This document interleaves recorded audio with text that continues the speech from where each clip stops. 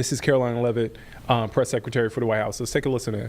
Trump individual who traveled across the country to assassinate the president and as many administration officials as possible.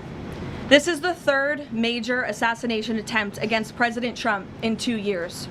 No other president in history has faced such repeated, serious attempts on his life. First and foremost, the President, the First Lady, and everyone in this White House are extraordinarily grateful to the brave law enforcement professionals who sprang into action to apprehend the would-be assassin and keep all of us safe. The President would especially like to express his gratitude to the men and women of the United States Secret Service who acted with the utmost professionalism, courage, and sense of duty. This includes the heroic agent who took a bullet to the chest. Thankfully, he was saved by his bulletproof vest. Minutes after returning here to the White House to the Oval Office, despite fighting Secret Service to try to stay and keep the dinner going on Saturday, ahead of addressing you here in the briefing room, President Trump was intent on speaking to this brave agent to ensure he was okay, and the agent assured the President that he was. As you know, I was seated next to President Trump and the First Lady when the shots were fired before Secret Service swiftly moved us to safety backstage. The President's calm in the face of chaos, while yet another individual was trying to take his life, was really remarkable to witness, and it's something I will never forget. President Trump is fearless because he loves this country, and he is willing to put his own life on the line to deliver on the promises that he made to the American public who elected him here into the highest office in the land. And while we are blessed to have a fearless president, we should not live in a country where such constant fear of political violence permeates our society every single day. We can and we should have fierce disagreement in this country. As you all know, we disagree often, myself in this role and all of you in the news media. But those disagreements must remain peaceful. Debating, peaceful protesting, and voting are how we need to settle disagreements, not bullets. Nobody in recent years has faced more bullets and more violence than President Trump. This political violence stems from a systemic demonization of him and his supporters by commentators, yes, by elected members of the Democrat Party, and even some in the media. This hateful and constant and violent rhetoric directed at President Trump day after day after day for 11 years has helped to legitimize this violence and bring us to this dark moment. Those who constantly falsely label and slander the president as a fascist, as a threat to democracy, and compare him to Hitler to score political points are fueling this kind of violence. The left-wing cult of hatred against the president and all of those who support him and work for him has gotten multiple people hurt and killed, and it almost did so again this weekend.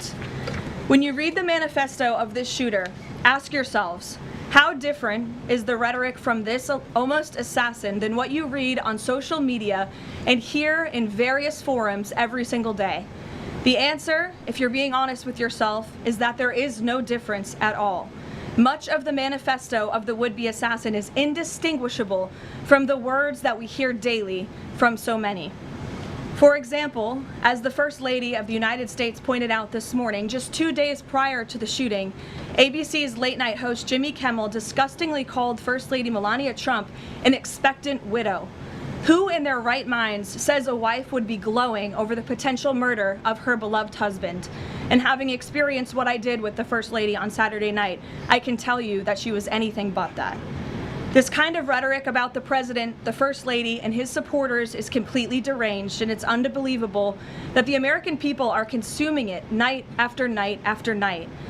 As President Trump said on Saturday night at this podium, we as Americans must recommit ourselves to resolving our differences peacefully and uniting around the shared values that make our country great. The deranged lies and smears against the president, his family, his supporters have led crazy people to believe crazy things, and they are inspired to commit violence because of those words. It has to stop. And one more point. Saturday night served as yet another reminder of how important it is to fund the Department of Homeland Security. It is shameful that the United States Congress has kept this vital agency defunded for 73 days, the longest shutdown of a federal agency in U.S. history.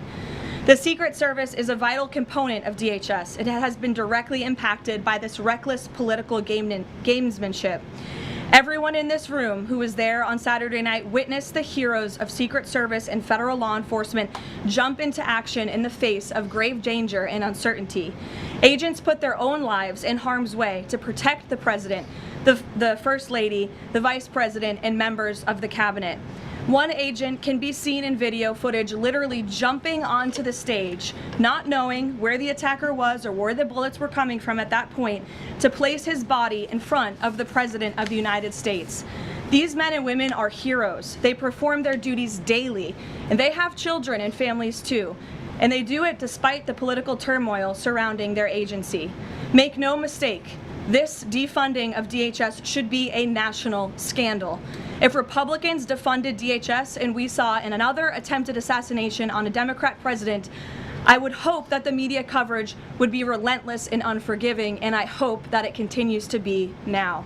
With the World Cup, America 250, the 2028 Olympics, and a presidential election all ahead, the Democrats' obstruction is placing an enormous and totally pointless burden on the Secret Service that can get more people killed. Enough is enough. There should be no further debate about this. Democrats need to do what President Trump has been calling on them to do for 73 days in a row and fund the Department of Homeland Security, period. This is a national emergency, and every member of Congress needs to put their country over party and get the Department of Homeland Security funded. With that, I will take a few of your questions today. Daniel, thank you for being here. Why don't you kick us off? Thank you, Caroline.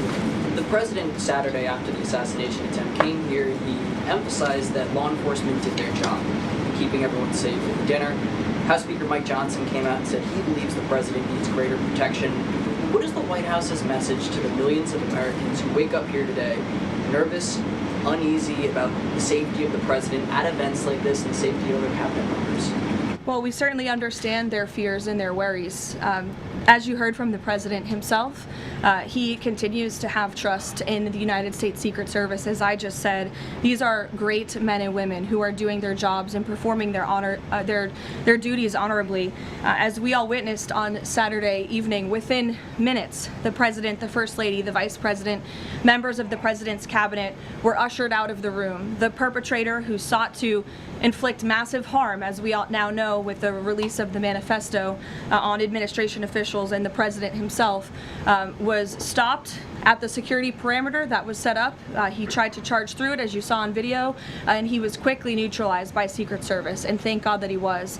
With that said, obviously the White House is always asking the tough questions and ensuring the safety of the president. I understand there will be a meeting early this week convened by the White House Chief of Staff Susie Wiles with top DHS leadership, members of the United States Secret Service, and our own operations team here to ensure the safety and the security of the president, as we do have many of these major events moving forward. So we're always monitoring operations and procedures, always asking the tough questions to ensure the president is safe, and the American people should be assured there's no higher priority for the president and his staff than the president's safety. Caroline, Friday you said that you thought that gaggle out of the sticks would be your last one for your baby. Back in 2024, when the president had the attempt on his life in Butler, you cut your maternity leave short back then. You're obviously back here today after Saturday. Can you just elaborate a little bit why you felt it was important to be here to bring to the media and talk to the American people from the stand? Sure. It's sort of crazy timing when you put it that way for both children with 2 assassination attempts against the president. I'm honored to work in this job. I view this job as the president's spokesperson and the White House spokeswoman as public service. It's not just any job. I'm honored to do it, and I'm honored to work and speak on behalf of President Trump, who has faced unprecedented adversity and challenges, and I'm honored to work for him. And again, as I witnessed on Saturday night, just his dogged resolve and determination to get back onto the stage, and he was pushing Secret Service and law enforcement to allow him to address, and that really, I think, hopefully gives the country the type of strength that we need. And I certainly know, as his spokeswoman, and I can speak on behalf of all of the staff here at the White House, the president inspires all of us to just keep going and keep fighting every day. Thanks, Caroline. Thanks, Daniel, and congrats to you on your new baby. He's beautiful. Aisha. Just on the rhetoric, you mentioned the First Lady and Jimmy Kimmel. Jimmy Kimmel's comments were, "Mrs. Trump, you have a glow like an expectant widow." and he said this days before the shooting, but there does seem to be a normalization of rhetoric about assassinating this particular president. How can this administration try to put an end to this? Well, I think you heard it directly from the president on Saturday night, Aisha, that in his words, we need to recommit ourselves as a country to toning down the rhetoric and to unifying around what makes our country great. That's true of everyone who works in this White House, but as I said, it's also true of everyone who has a voice and a platform across this country, whether you're on television, a podcast host,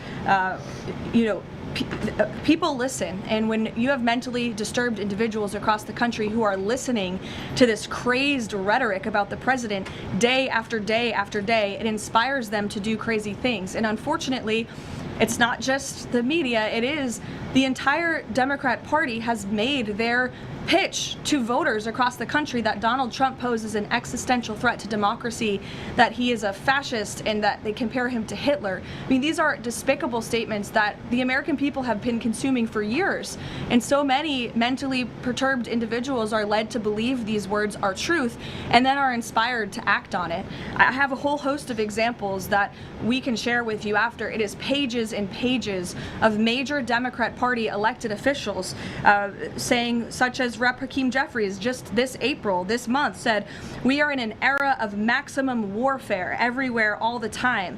Governor Josh Shapiro said heads need to roll within the administration. Senator Alex Padilla said people are, quote, dying because of fear and terror caused by the Trump administration. Senator Elizabeth Warren, President Trump is making the country look like a, quote, fascist state. Senator Adam Schiff saying President Trump using a dictator playbook. Senator Ed Markey calling President Trump a dictator, saying that this administration's actions are authoritarianism on steroids. Governor J.B. Pritzker, never before in my life have I called for mass protest disruptions. These Republicans cannot know a moment of peace. You have Rep. Presley saying, "We'll see you in the streets." Rep. Monica McIver, a Democrat representative on Capitol Hill, "We will not take this shit from Donald Trump. He thinks he's a dictator. We are at war." These are Democrat elected officials calling for war against the President of the United States and his supporters. I could go on and on, but again, when you have people in positions of power that are saying things like this every single day for years, you are inspiring violence by people who are already mentally ill. And that's what we've seen against this president for far too long. This is disinformation and misinformation online. There will be bite-sized clips that will go viral to the point where there are Americans in this country that believe that what happened Saturday night was staged. How does this White House tackle that with social media companies out there, whether it's X, Facebook, Instagram? How do they work with these companies to make sure that doesn't get out of control? It's certainly a good question, Aisha. I don't have tangible answers for you on what we're doing with social media companies, if anything at all. What I will say is it's very important to us that we get the truth and the facts about this case and any case out there as quickly as possible to dispel some of that crazy nonsense that you do see running rampant online. And I think the Department of Justice and the FBI thus far have done a good job of disseminating the truth and the facts about this alleged attempted assassin, the perpetrator in this case, and I understand he'll be arraigned in court very soon. You all see that, and the Department of Justice will be giving a briefing and an update later today. So as far as we're concerned, just providing maximum transparency and hopefully people will believe the truth rather than the lies and the conspiracies that so often do go crazy on social media. Caroline. Rachel. Thanks, Caroline. Does the administration view this as a security failure, or did the protocols work as they were designed? The president has said he believes that the protocols worked. Again, you had a perpetrator who tried to breach the security parameter that was set up by Secret Service, and he was running as fast as he could and was immediately neutralized moments later. And again, having been right up there on the stage with the president and the first lady, I can tell you it was seconds before we were told to get down, and it was seconds before we found ourselves in the hold room backstage. It all happened literally within a matter of seconds. The president, the vice president, and the first lady being pulled to safety. That is not done if there's a lapse. So Secret Service did their jobs well. They communicated with one another to remove the president and the vice president to safety as quickly as they could, and obviously to neutralize the shooter as well. And thank God they did, because if that man was allowed into that ballroom, it would have been a much different scene. And just one more follow-up on just how the White House could be rethinking security protocols going forward. I mean, we all remember after the attempted assassination in Butler, there were indoor rallies that were held after that. Is that out of the question, changing any additional security protocols when it comes to how the president does these events that are outside of the White House? I definitely wouldn't say changes are out of the question. I think, again, that it's up to the White House here, and we view it as a great responsibility to ensure the maximum safety of the president and the vice president and the entire cabinet. And so we're always looking for ways to improve security. I think if you just sit here and say everything is perfect all the time, that's not a good way to operate. And so the White House will continue to engage with DHS and with Secret Service to find ways to improve and strengthen security. But as far as Saturday night is concerned, the president was satisfied with the response, and he's very grateful to the men and women who provided the response for him and his wife and members of his team. Deanne. Thanks, Caroline. The president has talked about rescheduling the dinner within 30 days. Does he have a specific venue in mind, and would he consider hosting it at the White House? Well, unfortunately, we don't have a room big enough here at the White House, which is another point to be made, and the president is absolutely right. It's why the White House Ballroom project is not just a fun project for President Trump, like you will read in the media. It is actually critical for our national security that a larger, secure building on this complex, which is the most secure complex in the world, is built to accommodate not only large amounts of guests, but also the president, the vice president, members of the cabinet. The line of succession in this country should be able to gather freely in safety without the fear of threats or political violence. And the White House Ballroom will provide that. And so it's critical that we get this project done as quickly as possible. And then Iran as well. Thank you, Caroline. Thank you, Caroline. Two questions, if that's all right. First, on the security situation on Saturday, kind of a follow-up here. Previous administrations have sent both the president and the vice president to the dinner, but after the foiled attack on Saturday, if the dinner is rescheduled, would President Trump and Vice President J.D. Vance both plan on attending? And is it wise to have both of them in the same spot, given the presidential line of succession you mentioned a second ago? It's definitely a good question, and I know that it's one that will be raised. I can assure you the president intends to attend the event, as he has told all of you publicly. I don't want to rule in or out the vice president's attendance, but certainly that's a conversation that will take place. And Iran has proposed a mutual reopening of the Strait, leaving the nuclear discussion for later in the process. Given that the nuclear program has been a red line for this administration, would the president agree to that kind of phased negotiation? Well, only because it's been reported. I will confirm the president has met with his national security team this morning. The meeting may be ongoing, maybe not. I don't want to speak affirmatively because I was prepping to come out here, but the proposal was being discussed. I don't want to get ahead of the president or his national security team. What I will reiterate is that the president's red lines with respect to Iran have been made very, very clear, not just to the American public, but also to them as well. So they're considering that phased approach? I wouldn't say they're considering it. I would just say that there was a discussion this morning that I don't want to get ahead of, and you'll hear directly from the president, I'm sure, on this topic very soon. What's the president's I'm going to ask you about the Fed chairman, but first, 3 assassination attempts in 3 years. Is this going to change the type of events that the president goes to? Well, again, that's going to be part of the conversations moving forward. But as you heard from President Trump, he does not want these deranged lunatics and these grave acts of political violence to change our American way of life. And I think it's a very brave thing for him to say. It'd be very easy for him to just hunker down here at the White House where he knows he's safe, but the president wants to be out across the country. He wants to go across the country to meet with Americans. He wants to celebrate the 250th birthday of our nation's anniversary this summer. As you know, we're gearing up for a big UFC fight here on the South Lawn. So there's many exciting events I know the president wants to be part of and will be part of moving forward. He's undeterred in that way, and it's something that inspires all of us here to keep going. Senator Tillis is now dropping his objection to allowing Kevin Warsh to be confirmed because the DOJ has closed their investigation. Is the president satisfied that a Inspector General report into the Federal Reserve is enough to look into these renovations?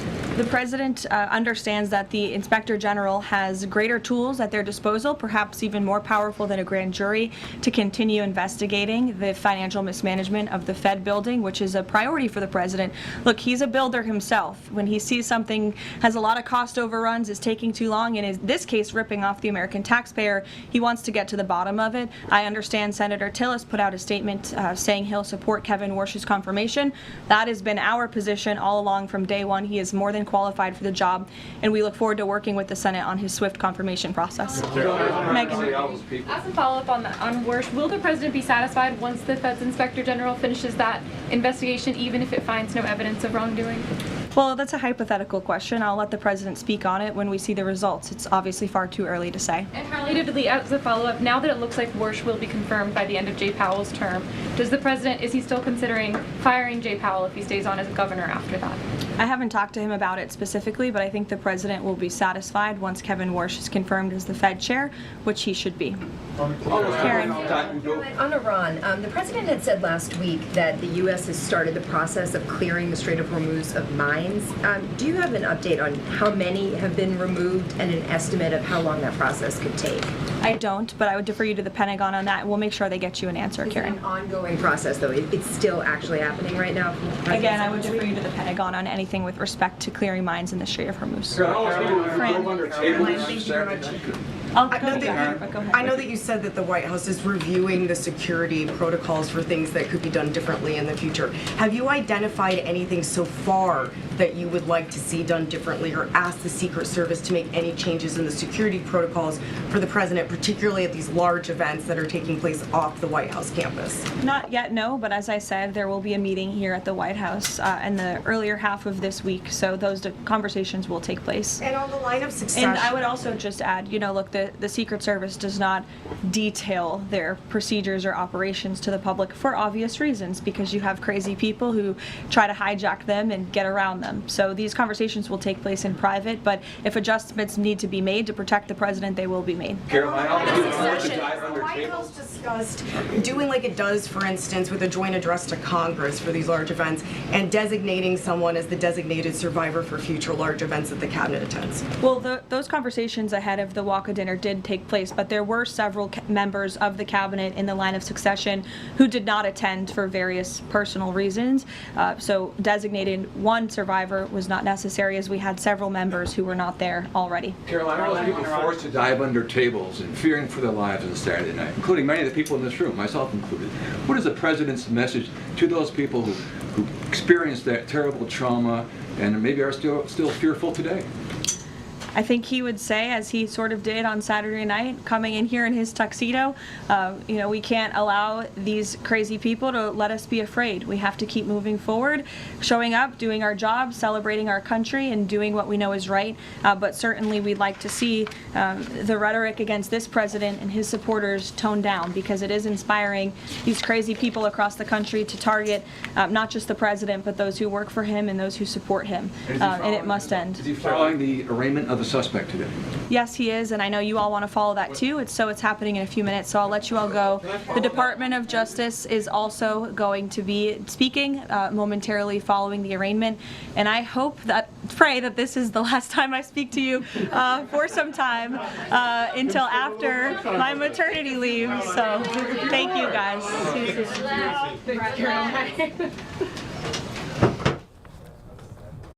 All right, so that is White House Press Secretary Karoline Leavitt giving us an update on the incident over the weekend at the White House Correspondents Dinner there. And we're actually supposed to get a special report from NBC's Tom Yamas coming up shortly, just to kind of fill us in on that suspect's court appearance today. But for now, let's head to break. We'll be back here in just 2 minutes here on Live Impact News on WCNT+.